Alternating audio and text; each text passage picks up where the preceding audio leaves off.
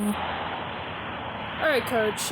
You just want to start us off by talking about what the preseason's been like for this new team.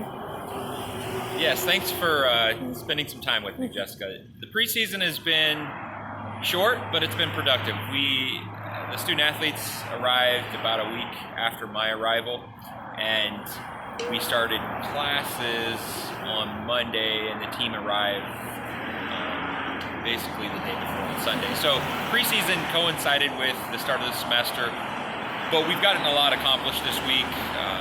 Obviously, we're trying to get in a class routine this week and make sure we're knowing where our classes are and that we're at all of our classes. But in between that, we've had productive practice every day. So really, it's just I'm getting to know the men and women cross-country runners, and they're getting to know me and one another, and we're trying to start building a positive culture. So that started this week. We're getting into the practice routines, and then we're going to compete tomorrow at the Belmont Opener in Nashville. So we're excited about that, but we still have some work to do today before we get to tomorrow. Sure. And, you mentioned tomorrow. What will you be looking for out of the team at that meet? So team goals for tomorrow would be pretty simple. We just want to see where we are off of the summer training would be the first objective. So see where our fitness levels are coming from summer.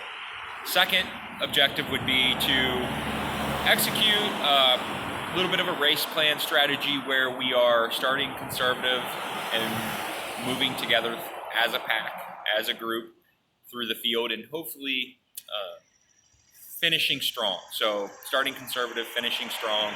Ideally in cross country, if you can keep your number one runner through your number 5 runner at a 60-second or less spread, then you're going to have a pretty good team. 45 seconds is even obviously better.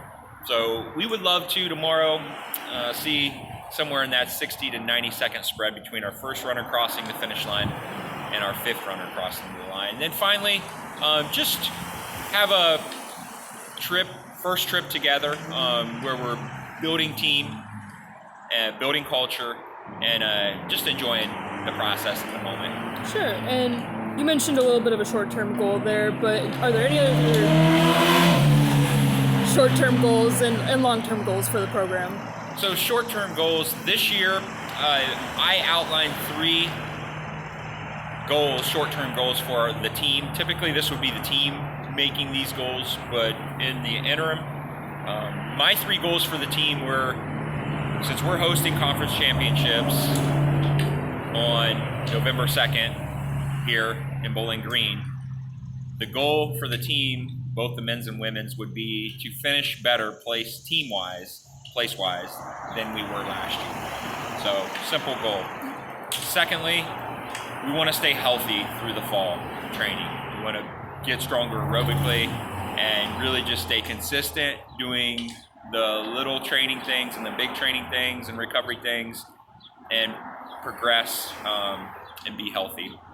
And then thirdly, this fall, we just want to build team culture and enjoy the process. So part of building positive team culture and enjoying the process is coming together cohesively as a men's and women's group to accomplish these performance goals. Sure. And finally, what does it mean to you to be coaching here at WKU? It's an honor and a privilege for sure. I've taken a look back at the records, and the history of WKU cross country is quite impressive. Looking at the conference record, the men have 15 conference titles and the women have 17 conference titles.